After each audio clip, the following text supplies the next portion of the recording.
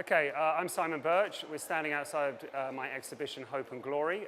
We are in Taikoo Place in Hong Kong, and this is a large multimedia installation, and nothing really been done like this in Hong Kong before. We don't have a modern art museum, we don't have anything like that, so we decided to build one temporarily. It's on for 2 months, and we are here at the entrance, and we're going to do a quick sort of guided tour to explain a little bit about what the show is. So, follow me. We're here at the entrance, and the first thing that you see when you walk into the exhibition is this sign above us that has a Latin inscription which translated means all is forgiven, or everything is forgiven. And the idea of that is when you walk into the show, it's like a cleansing moment, like walking into a church, that you come into the show fresh and ready for the adventure, which begins through here.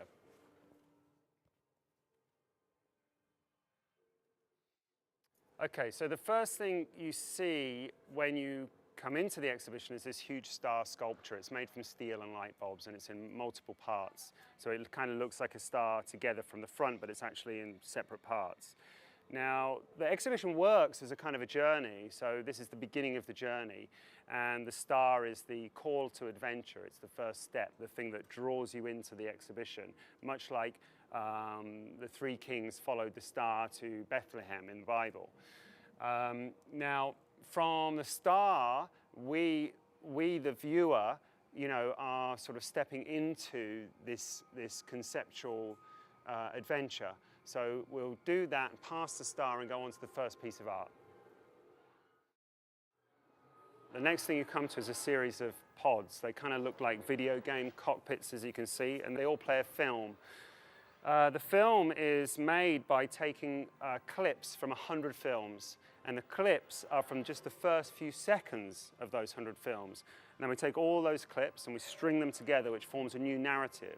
The idea being that it represents 100 possible beginnings, 100 possible directions that our adventure could go in. The next thing you see is this video above us. The idea of this film as a stage of our adventure is this is Alice falling down the rabbit hole. It's the commitment to enter into Wonderland. So she falls from the top of the building, but you never see her hit the ground. She fades into darkness. You don't know what the result is of this commitment. But she represents us, the viewer of the exhibition, partaking in this experience and committing to this trajectory. So now we've made the commitment and we've taken a leap into the void. We basically we enter to our wonderland, and with any adventure, it can take you in a positive direction or a negative direction. Good things can happen, but bad things can happen. And the first piece of art that we experience after the fall is something quite off-putting. So we'll move to the next thing.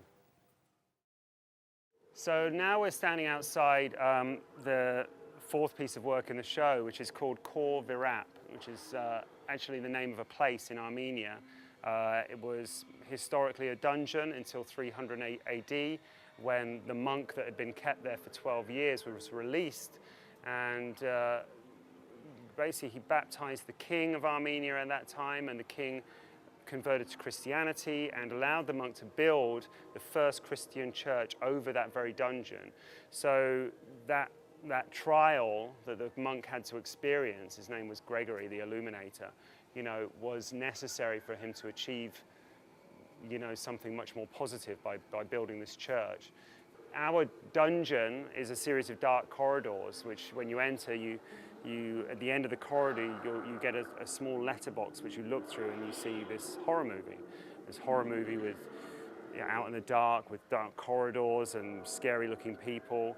And it's the part of the adventure that suggests or warns you that maybe this is not the adventure you thought it was going to be. Maybe it's not going to be a great experience. It's not going to be an adventure at all. It's going to be a nightmare. So it is the part of the journey that is scary and terrifying. Okay, so we're going to the horse film.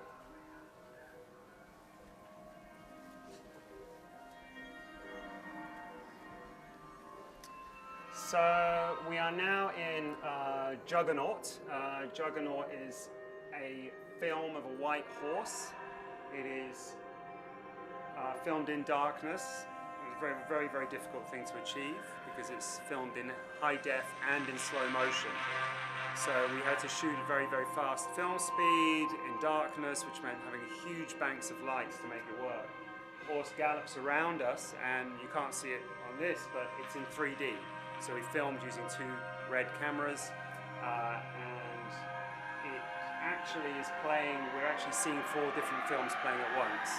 So different things happening on different screens. And the white horse represents death. So the 4 horsemen of the apocalypse, death rides a white horse. So this is, the white horse represents death inevitably coming towards us. So in our adventure story, this is that possibility, the possibility of not making it to the end. Okay, so now we're in the sort of central area of Hope and Glory, and this road of trials, as we describe it, you see a couple of things going on here. The first obvious thing is this huge sign, Las Vegas style, carnival style sign. This is made of steel and light bulbs. It was made in China in a big factory and shipped down here in parts and then built on site. Each one is a different typeface for a reason. This one, for example, the E is taken from the movie poster for the film Blade Runner. And the colors also are significant. These color palette for this letter in particular is taken from a 1950 Oldsmobile.